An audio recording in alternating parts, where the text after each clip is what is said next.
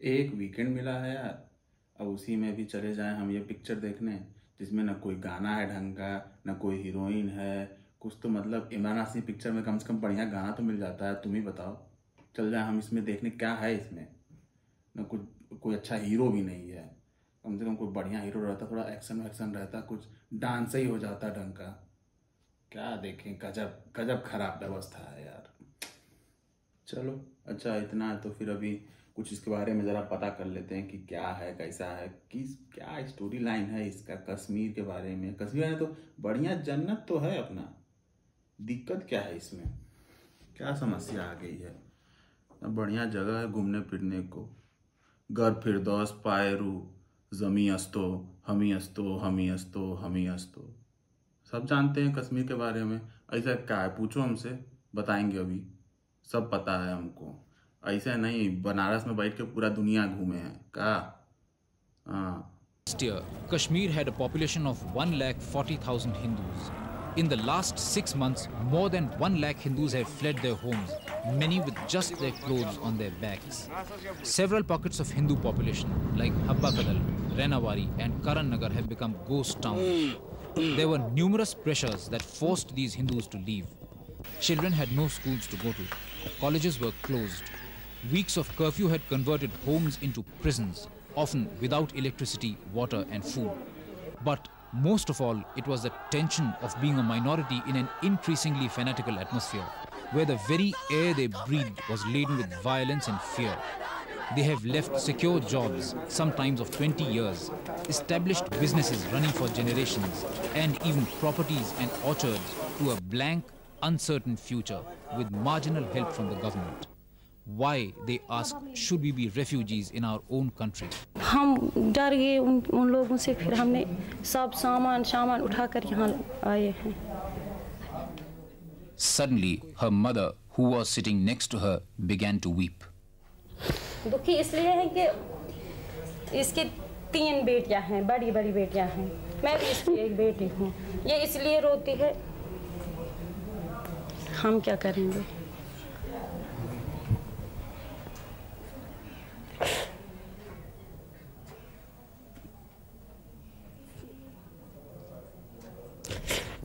Less than 3 years ago, these people led normal, average lives in Kashmir. In the last 6 months, that normal world is now sadly part of their good old days nostalgia. तुम्हें लगता है कि वापस जाओगी तुम कभी वहाँ पे? हाँ। मन करता है वापस जाने का? हाँ। क्या कहते हैं मम्मी पापा, क्या कहते हैं कि वापस जा पाओगी वहाँ पे? नहीं। क्या कहते हैं, कभी नहीं जाएंगे वहाँ? ना। तो फिर क्या कहते हैं, कहाँ रहेंगे? यही। तो यहाँ क्या करेंगे? पता नहीं। Large-scale migration began when the release of Rubia in exchange for 5 militants led to mass hysteria in most parts of the valley. The next phase came in the 3rd week of January when huge processions were taken out in the valley, processions in which many Hindus were forced to march in front.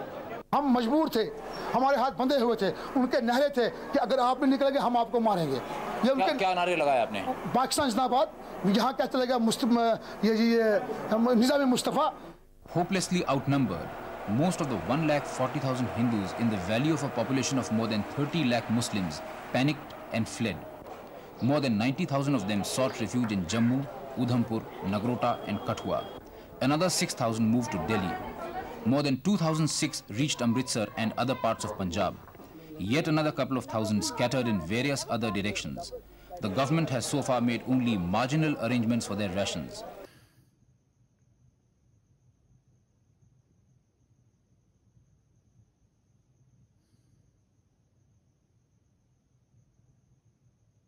हमारे देश के किसी हिस्से में, किसी कोने में इतनी बड़ी घटना घटी और इतिहास के कब्र में इसे दफना दिया गया और किसी के कानों पे जूं भी नहीं रेंगा एक बार। किसी ने इसके बारे में जिक्र करना नहीं सोचा।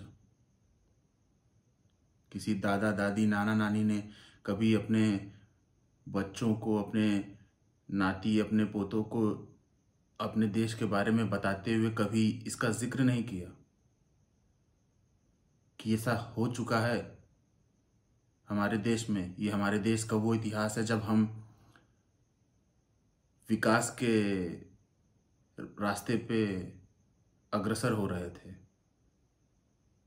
जिस समय हम ग्लोबलाइजेशन की ओर बढ़ रहे थे। उन दिनों में अगर हमारे देश में ऐसा घटना घटित हुआ है और जिसको हमने छुपाने में, भूलने में, स्वीकार न करने में अपनी पूरी तंत्र व्यवस्था को लगा दिया, तो ये इस देश के लिए इससे बड़ा शर्मनाक कुछ नहीं हो सकता।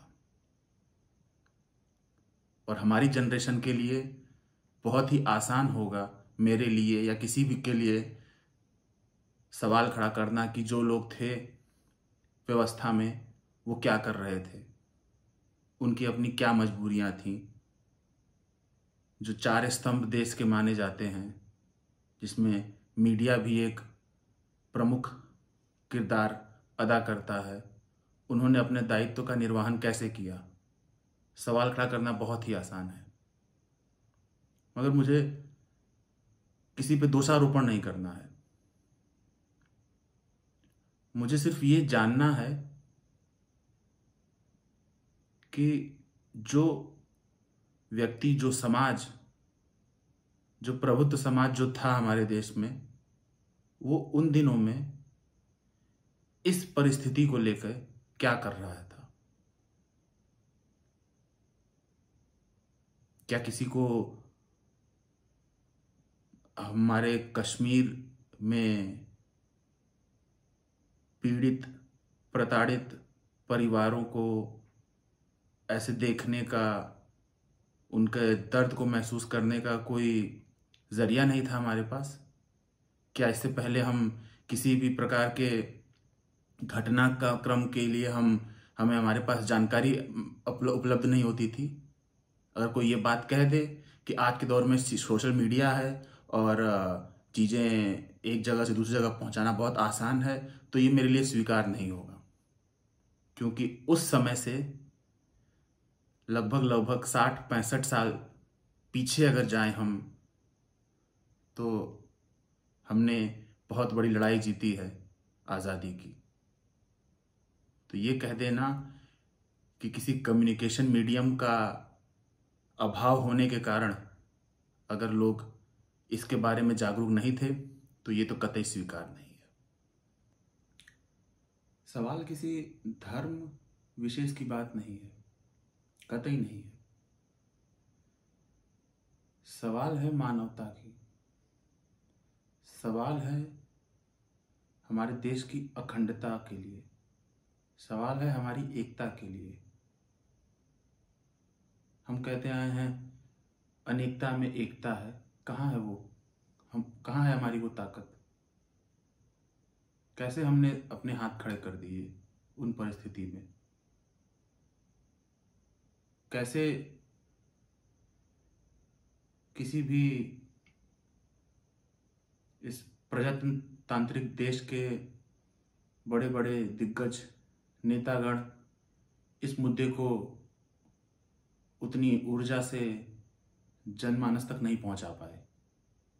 कैसे उन बुद्धिजीवियों को रात को नींद आती थी जब ऐसा कहीं घटित हो रहा है जहां लोग पलायन कर रहे हैं, लोगों को एक वक्त का खाना मिलना मुश्किल हो चुका है।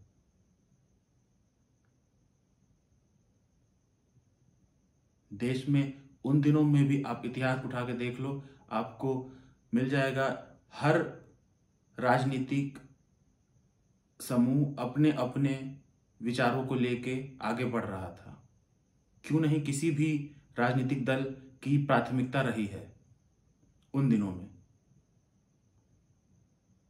जब ये घटित हो रहा था? क्यों हम एक मूक दर्शक की तरह बैठे हुए थे? मैं नहीं मान सकता। मेरे लिए स्वीकार करना ये अत्यंत कठिन है कि किसी को इसका बोध नहीं था। हो ही नहीं सकता। ये सिर्फ हम वो 3 बंदरों वाले हमने सिद्धांत अपना लिए। मुझे इसका वैचारिक विरोध नहीं है मेरा इसमें, मगर यहाँ से ये सिद्ध हो रहा है कि हम देख नहीं रहे हैं, हम सुन नहीं रहे हैं और हम बोलना नहीं चाहते। इस वीडियो को बनाने के लिए मेरा सिर्फ एक यही उद्देश्य है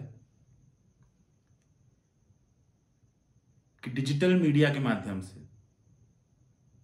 ये सवाल जिन जिन लोगों तक पहुंच सकता है पहुंचे, और हर मेरे दोस्त, मेरे भाई, जितने भी लोग हैं, जितने भी लोग ये देख रहे हैं, वो सभी अपने घर में अपने बड़ों से ये सवाल करें कि जब देश में ये घटित हो रहा था तो उस वक्त वो क्या कर रहे थे और उन्होंने उसके लिए क्या कदम उठाया। सिर्फ यही एक सवाल है जो हर कोई अपने घर में, कहीं नहीं जाना है आपको, सिर्फ अपने घर में अपने बड़ों से ये सवाल करिए और उसका कमेंट में मुझे लिख के जवाब दिए कि आपको इसका क्या जवाब मिलता है। और जरूर जाइए ये पिक्चर देखने। सिर्फ इसे एक चलचित्र की तरह, एक एंटरटेनमेंट पर्पस के लिए नहीं देखिए, बिल्कुल नहीं। ये जरूरी है आपके लिए, आपके इतिहास के लिए, आपके वर्तमान के लिए, आपके भविष्य के लिए। आप किसी भी धर्म विशेष से हो, उससे कोई फर्क नहीं पड़ता। आपको सिर्फ ये समझने की जरूरत है कि सही और गलत और उस परिस्थिति में किसी का साथ न होना आपके लिए कितना हानिकारक हो सकता है। सिर्फ इतनी सी ही आपसे गुजारिश है मेरी। जय हिंद, जय भारत।